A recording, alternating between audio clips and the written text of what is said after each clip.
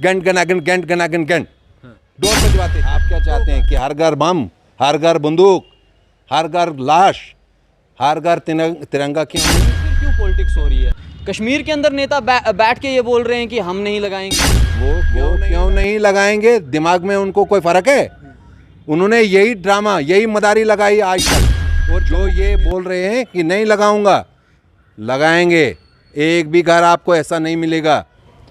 आप सभी का स्वागत है स्थानीय सूचना में। पहले भी हमारे साथ भाजपा के सीनियर लीडर इश्ताक वानी जी जो थे वो जुड़े थे। आपने देखा था स्पोर्ट्स स्टेडियम में किस तरह से करारे जो थे सवाल किए गए थे इनसे, और करारे जो थे वो जवाब भी हमें मिले थे इनकी तरफ से। और क्या कुछ भारतीय जनता पार्टी की तरफ से निर्णय लिए जा रहे हैं, क्या कुछ जो है देश हित के लिए किया जा रहा है भारतीय जनता पार्टी की तरफ से, वो सवाल इनको किए थे। और आज फिर से भारत सरकार की तरफ से एक फरमान जारी हुआ है जिसमें कहा गया है हर घर तिरंगा, और उसी विषय पे बातचीत जो है हम इश्ताक वानी जी के साथ करेंगे। और क्या कुछ कहना है इनका, क्या कुछ रिव्यूज़ जो हैं वो इनके हैं, वो जानेंगे इनकी तरफ से। इश्ताक जी, स्वागत करना चाहूँगा पहले मैं आपका, और जानना चाहूँगा कि हर घर तिरंगा किस तरह से देखते हैं आप किस तरह से देखते हैं? TLR सर, सौभाग्य मेरा भी। आप क्या चाहते हैं कि हर घर बम, हर घर बंदूक, हर घर लाश, हर घर तिरंगा क्यों नहीं तिरंगा? तो जिस तरह से इश्ताक जी हर घर तिरंगा की बात हो रही है, आपने कहा कि क्या बम, क्या पिस्तौल, तो ये कहीं ना कहीं पॉलिटिकल मुद्दा बना हुआ था ना? नहीं, सुनिए, 75 साल पूरे हो रहे हैं आज़ादी के। 75 साल के इस मौके पर जश्न आज़ादी के हिसाब से इस झंडे को लहराया जाएगा हर घर में। ये जम्मू कश्मीर के लिए नहीं है कि किसी को लग रहा होगा कि कोई ज़ोर ज़बरदस्ती का सौदा है। ये ज़ोर ज़बरदस्ती का कोई सौदा नहीं है। ये सरकार हिंद ने पूरे हिंदुस्तान में करीबन 27-28 करोड़ घर हैं इस मुल्क में। घर हो सकता है एक आध कुछ फिगर नीचे ऊपर आ रहा होगा, उन 27 करोड़ घरों पे आप शाबाशी देंगे इस सरकार को कि 27 करोड़ घरों के लिए झंडे का इंतज़ाम करना, उसमें कुछ खर्चा भी होगा ना। अगर एक झंडा 150 रुपये का खर्च होगा तो ज़रा ज़रब लगाइए कि किस तरीके से आप बोल रहे हैं किसी वक्त कि ये क्या कर रहे हैं नरेंद्र मोदी जी, ये किसी को जलाने के लिए नहीं है। ये एक हमारा नेशनल फ्लैग है। ये कोई मेरा भारतीय जनता पार्टी कमल के फूल का ध्वज नहीं सर, ये जानना चाहूँगा, बहुत बड़ी बात है, सौभाग्य की बात है कि तिरंगा हर घर लगा जाएगा और गर्व की बात होनी भी चाहिए। लेकिन आपने देखा होगा कि पहले भी LG गवर्नर की तरफ से जो था वो निकाला गया था ऑर्डर कि हर डिपार्टमेंट्स के ऊपर जो है वो तिरंगा लगाया जाएगा। लेकिन आपने ये भी देखा होगा कि उस तिरंगे की किसी ने सम्मान नहीं किया, क्योंकि आप देखेंगे कहीं फटा हुआ पाया मिला, कहीं गिरा हुआ, किसी ने उसे देखा नहीं। तो क्या लगता है कि घर पे जो है आप खर्चा तो कर रहे हैं, वो तिरंगा तो लगा रहे हैं, गर्व की बात है, क्या उसके बाद उसकी केयर भी की जाएगी? ये देखिए, जो नेशनल फ्लैग है ना, ये असल में खादी का बनता है। ये खादी का झंडा है, लेकिन ये जल्दी ख़त्म होता है बारिश में या किसी और वजह से। लेकिन अब जो झंडा लगेगा वो पायदार होगा। इस साल 15 अगस्त को लगेगा और अगले साल 15 अगस्त तक इतनी मजबूती से। और मैं उन लोगों को भी आपके माध्यम से मैसेज दूंगा कि जिनके घर पे लगेगा उसका ध्यान भी देंगे। ये झंडा सजेगा तो हम सजेंगे, हमारे बच्चे सजेंगे, हमारा मुस्तकबिल सजेगा, हमारी नई पीढ़ी सजेगी। और इसमें अगर कोई कसर हम कोताही रखेंगे तो हम पीछे चले जाएंगे। मेरे जमात का झंडा आप नहीं लगाओगे, मुझे कोई आपत्ति नहीं है, लगाएंगे आप, वो भी एक दिन आएगा, ज़रूर आप समझेंगे। लेकिन ये राष्ट्र ध्वज है, ये इसके बारे में आपने मुझे कहा और मुझे बड़ी पीड़ा हुई कि कोई कश्मीर का या कोई कहीं का नेता ये कहेगा कि मैं ये झंडा नहीं लगाऊंगा। उसका दिमाग सिर्फ ख़राब हो सकता है, उसको किसी न्यूरोसर्जन के पास या किसी और जगह पे जाना चाहिए अपना इलाज कराने के लिए। उससे वो अपने बच्चे को भी गलत दिशा दे रहा है। नहीं सर, ये जो नेता बैठे हुए हैं कश्मीर के अंदर, ये हमेशा कहते हैं कि जम्मू कश्मीर एक सेपरेट पार्ट है, हिंदुस्तान का पार्ट ना, उसको मना भी नहीं करते हैं। अरे भैया, वो कौन से नेता हैं? वो कातिल हैं। नेता उनको कौन बोलता है? नेता होता है जो आवाम की खिदमत करेगा। उन्होंने आवाम को एक ऐसी आग में झुलसा और अपने ज़ाती मफाद के लिए उन्होंने 1987 में एक ऐसी आग लगाई जो आज तक बुझाते बुझाते कई फायर ब्रिगेडों का पानी ख़त्म हो गया। अभी भी हम उसी पीड़ा में लगे हुए हैं, वो इक़्तिदार से दूर हो रहे थे। वो इक़्तिदार से जब दूर होने लगे तो उन्होंने ऐसी डकैतियाँ मारी, तो आपको मालूम होगा, और अगर मालूम नहीं है तो इतिहास के पन्ने खोलकर आप देख लीजिए। ये आग नरेंद्र मोदी जी, अमित शाह जी, राजनाथ सिंह जी, नितिन गडकरी जी ने नहीं लगाई। ये आग लगाई फारूक अब्दुल्ला साहब ने और राजीव गांधी जी के अकार्ड ने, जो आग आज तक अभी लगी है। और आज कुछ नई मदारी उधर चला रहे होंगे, कुछ नहीं बनेगा। भारतीय जनता पार्टी जम्मू कश्मीर में आने वाले इंतखाबात में लोगों के बहुमत से यहाँ सरकार बना रही है, और यहाँ जो रुके हुए विकास के काम हैं उनको हम नई ऊंचाइयों तक ले जाएंगे। ये नरेंद्र मोदी जी का ये सपना है। 370 तोड़ने से पहले भी कहा गया था कि विकास किया जाएगा, विकास भैया जी। वो क्या 370 में इन्होंने रखा क्या था, उसमें क्या था? सारे कपड़े पहले ही उतरे हुए थे, अब वो फटे हुए कुछ अंदर से कपड़े पड़े हुए थे। हमने सोचा नया ड्रेस लगाएंगे, नया पोशाक लगाएंगे, उसमें इन्होंने क्या रखा था? उसमें क्या नया था? पोशाक पहनने से क्या वो इंसान साफ हो गया? नए पोशाक को उस हिसाब से मैंने नहीं कहा। अगर हम झंडा लगा रहे हैं तो ये भी नया पोशाक है। इन्होंने पहले कभी ऐसे सुझाव क्यों नहीं दिए? इनके पास भी टाइम था, इनके पास भी दौरे इक़्तिदार था। परसों में एक नेता का नाम मैं नहीं लूँगा, वो बोल रहे थे टूरिज्म के लिए हमारा डिस्ट्रिक्ट डोडा बड़ा खूबसूरत था, यहाँ काम नहीं किया जा रहा था। अरे भैया, लंबे दौर तक आप लोग इक़्तिदार में रहे, आप कहाँ थे उस समय पर? आपको किसने हाथ रोके थे? आपको किसने रोका था यहाँ के डेवलपमेंट के लिए, यहाँ के टूरिज्म के लिए? क्यों नहीं उस मैप में उसको लाया आपने? यहाँ अक्सर हमसे सवालात किए जाते हैं कि ये जो कपरन रोड है यहाँ से कश्मीर के लिए, ये बनेंगे तो नितिन गडकरी जी के दौर में बनेंगे। आपको जो रोडों का जाल आप देख रहे हैं बिठाया जा रहा है, यही डेवलपमेंट होती है। डेवलपमेंट स्कूल होती है, अस्पताल होते हैं, वो इदारे होते हैं जहाँ से नया प्रोस्पेक्ट निकले। ये क्या कर रहे थे? ये अपने घर, अपने रिश्तेदार, वहाँ एक लीडर है कश्मीर में, पेंच भी नहीं बना पाया है 1983 से आज तक।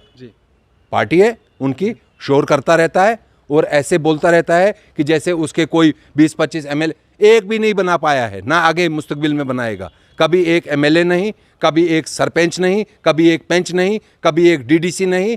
उनको रहने देते हैं। हम आपकी बात करते हैं। आपकी सरकार अभी चल रही है, प्रेजेंट सरकार चल रही है, और डोडा की खास करके आपने डेवलपमेंट की बात की। आपको क्या लगता है डोडा डिस्ट्रिक्ट में क्या डेवलपमेंट है? क्यों नहीं हुई? छोटे से टाइम पर हम अकार्ड में रहे, हमारे दरियाई चिनाब पर यहाँ से किश्तवाड़ तक 5 ब्रिजेस बने। ये जो हाइड्रो पावर प्रोजेक्ट हैं, ये जो आप IIT देख रहे हैं, यहाँ आपको मैं बोल रहा हूँ, ये जो आपका यहाँ हमारे गाँव में मेडिकल कॉलेज बन रहा है, GMC बन गया है, बन नहीं रहा है, बन गया है। यहाँ एक टाइम है, उस टाइम के बिना आप छोड़ ही नहीं सकते हो।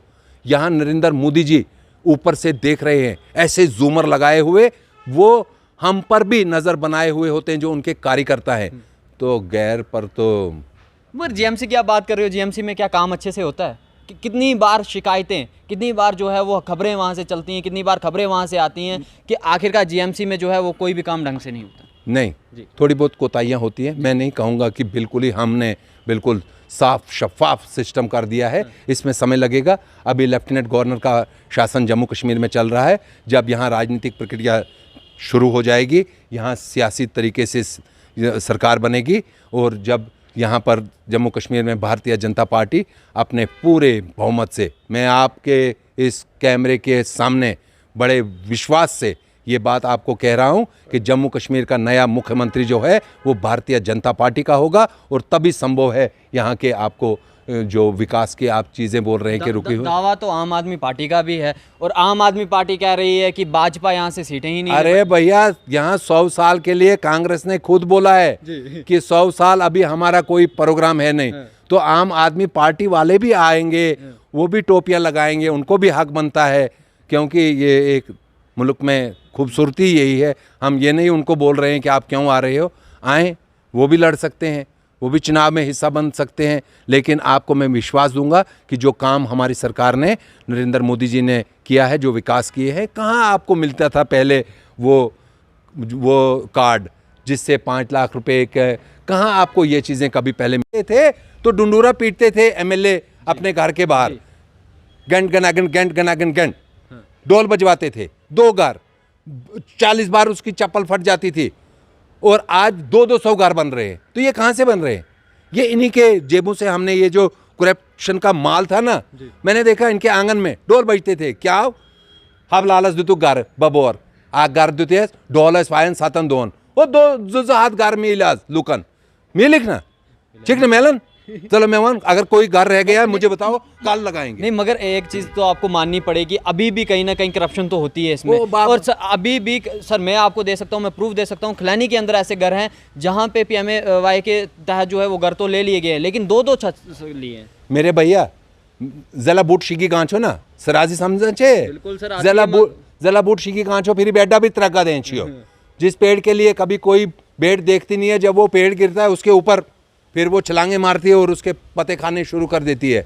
इन्होंने जम्मू कश्मीर के नौजवानों को रिलीजियस और इमोशनल ब्लैकमेलिंग करके उनको मार्केट में लाया। हम उन बच्चों को मार्केट में लाएंगे लेकिन उनके मुस्तकबिल के लिए हम प्रतिबद्ध रहेंगे। मैं आपको विश्वास दूंगा। आप सही पूछ रहे थे मुझे कि इन्होंने ऐसा किया है, तभी आप हमसे पूछ रहे हैं। अगर मोदी है तो मुमकिन है।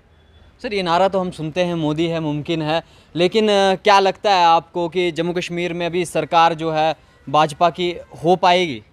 इसमें आपको कहाँ पर वो कुछ ऐसा कुछ लग रहा है कि नहीं? नहीं सर लग रहा है, क्यों लग रहा है वो भी बताता हूँ ना। मैं बताऊंगा। मैं आप कहाँ बताएंगे? सवाल आपने मुझे पूछा। जिस डिस्ट्रिक्ट डोडा में 6 सीटें थी, हमें बोलते थे यहाँ से कभी कमल का फूल खिलेगा ही नहीं। फिर कश्तवाड़ से भी खिला, बड़े बड़े महारतों को डोडा में भी हमने सियासी अखाड़े से वो जो शतरंज की बाजी है बाहर चले गए। फिर भद्रवाह में बड़े बड़े योद्धा लोग साफ हो गए। फिर हमारी रामबन से अब 6 की जगह 8 सीटें हैं।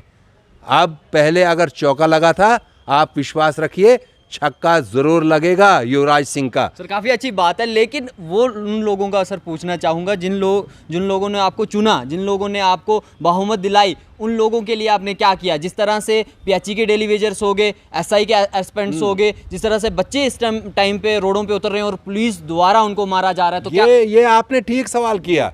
दरबदर इन्होंने किया था। इनके घरों में वो जाते थे, ये घरों में रश पसंद नहीं करते थे और एक कागज पत्थर पकड़ के उनको बोलते थे गच लोग डेलीवेजर से मेलने 1000 रुपये ईद दो। हम वो नहीं करेंगे। आपने देखा कई सारे जो डेलीवेजर से उनको परमानेंट किया गया और हम आपको विश्वास देंगे कि ये जितने भी बच्चों को इन्होंने दरबदर किया है, हम इनको दरबदर नहीं करेंगे। ये नरेंद्र मोदी जी के ही टाइम पर।